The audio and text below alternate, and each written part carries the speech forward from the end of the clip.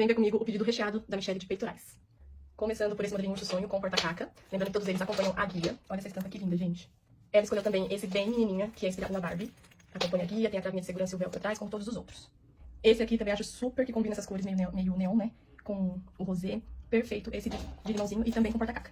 Claro que ela não poderia deixar de fora o famoso ursinho luxo no rosa, que é um sucesso no site. E também esse aqui, que é o peitoral mochila grife, com essa estampa toda chique com detalhes dourados. E pra completar o pedido dela, ela escolheu 3 lacinhos pra combinar com esses peitorais. O ursinho sonho, o doll e o limão.